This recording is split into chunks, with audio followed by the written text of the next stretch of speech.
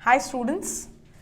So in the earlier video हमने देखा कि मॉर्फोलॉजिकल एविडेंस, एनाटॉमिकल एविडेंस और वेस्टिजियल ऑर्गन्स जो हमारे एविडेंसेस हैं वो किस तरह से काम करते हैं, ओके या किस तरह से उनके वजह से हमें पता चला है कि we are having the common ancestor, या तो फिर हम लोग किसी कॉमन एंसेस्टर से इवॉल्व हुए हैं। तो ये तीन एविडेंस के थ्रू हमें ये पता चलता है। Today we are going to start with other three evidences. The very first is paleontological, then embryological and then connecting links. Paleontology क्या होता है? Paleontology is, logy मतलब study.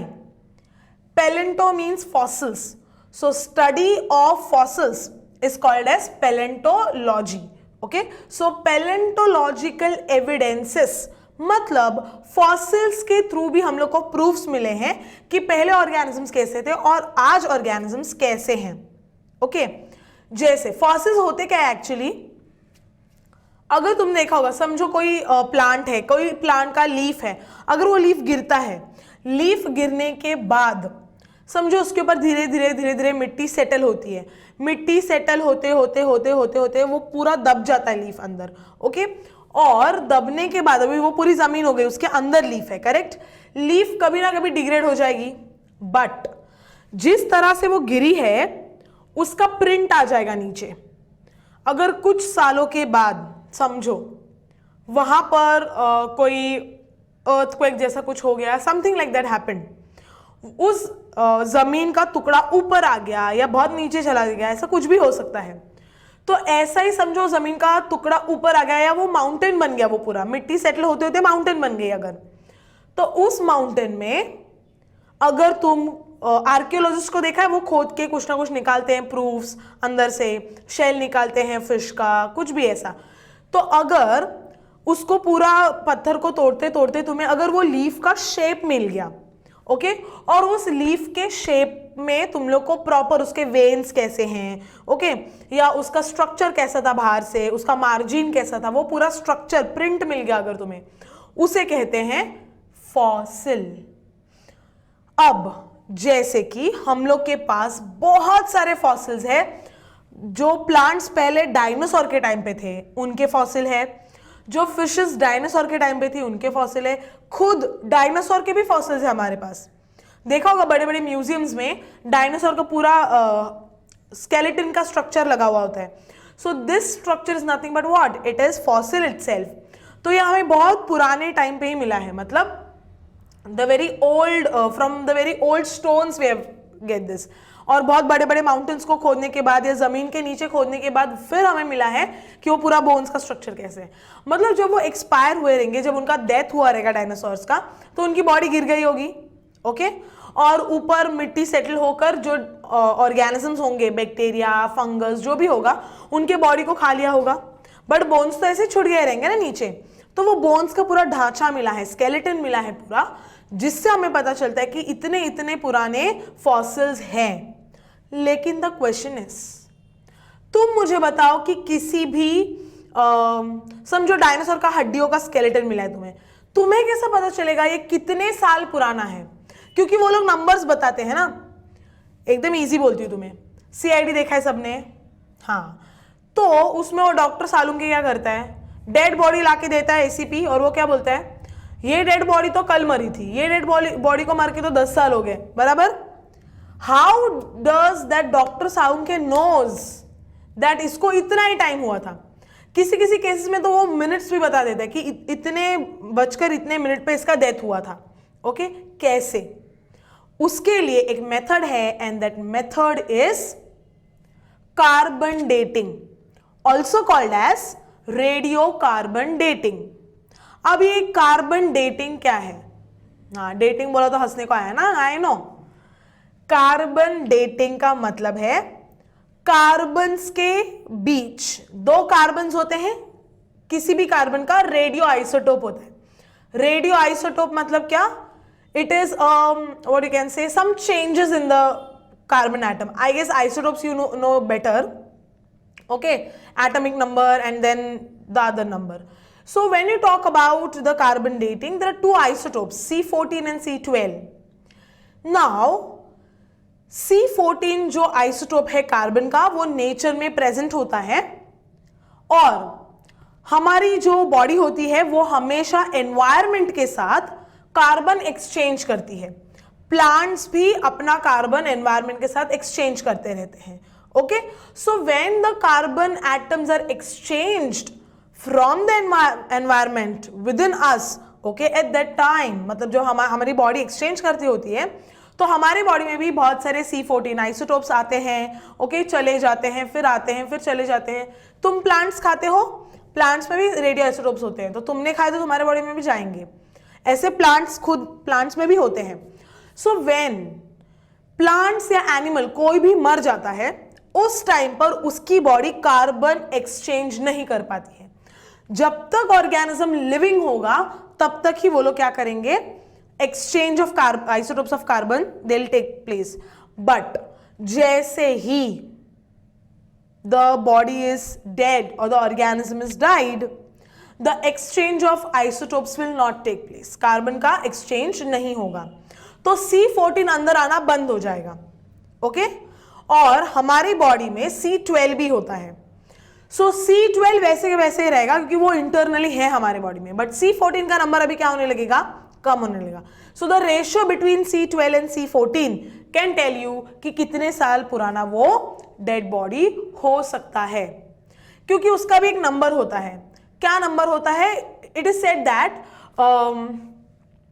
मतलब I am not sure whether it is like that और no, but एक example देती हूं कि समझो एक साल में इतने X and Y Z जो भी नंबर है वो कार्बन का नंबर कम होता है, या तो हम नंबर ही लेते हैं। एक साल में अगर फॉर एग्जाम्पल 20 या 2000 number of carbon are getting reduced एक साल में, और अगर किसी डेड बॉडी में 4000 कार्बन रेड्यूस्ड है, मतलब क्या 2 साल हो गए मर के उसको।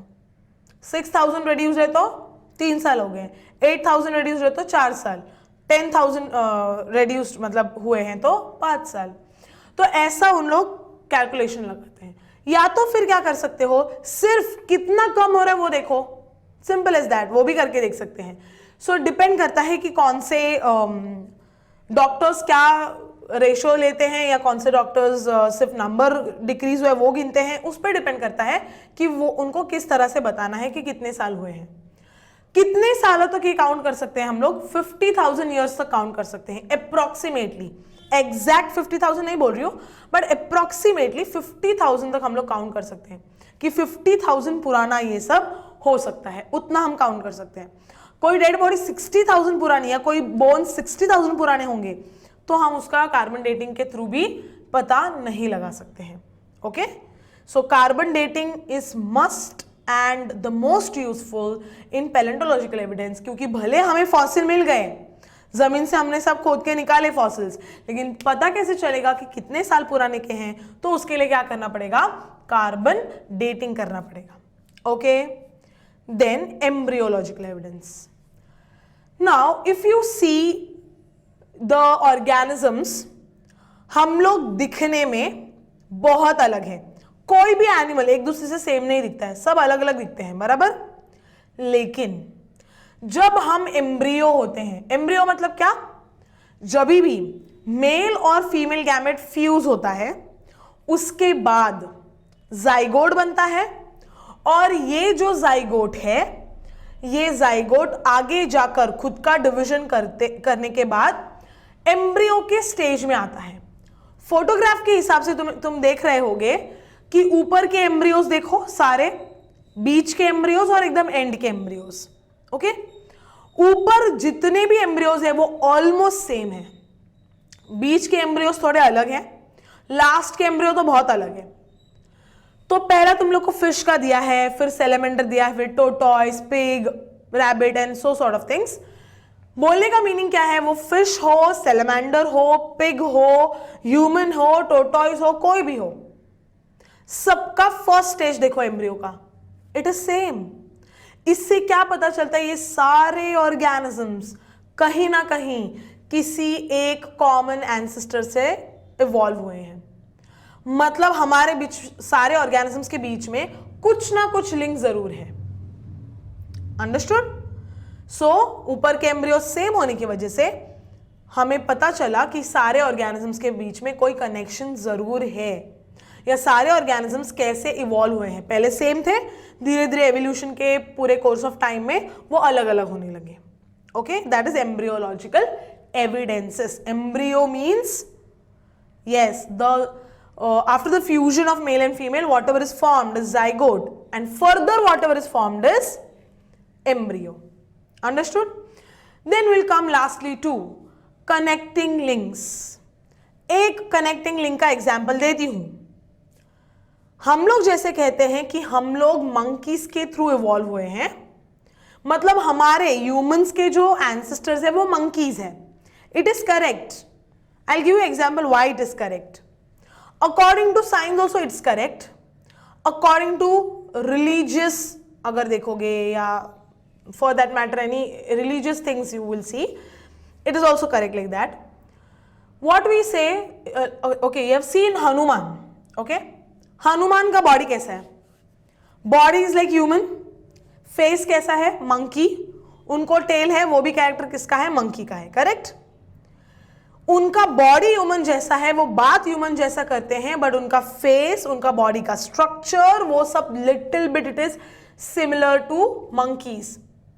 सो Hanuman ji is the link between monkeys and humans. मतलब हम लोग पहले मंकीज थे, धीरे धीरे हमारा ट्रांजिशन आया, दैट वाज हनुमान, एंड फिर उसका एवोल्यूशन हुआ and then there was human. So Hanuman is link between the two organisms. One is what? Monkeys and other is humans. ये एक एग्जाम्पल दे रही हूं. सच में ऐसा ही है क्या? वी डोंट नो, बिकॉज सच में हनुमान जी है क्या? We don't know. Okay, please कोई भी इस पे मत लो. हाँ, क्या हम लोग तो बहुत मानते हैं, मैं भी मानती हूँ भगवान को. So it's up to you. If you want to think like that you may, if you don't want to think like that, don't think like that. But still I would say that there are some links in nature which could link two organisms. और वो कौन से links है? We'll see.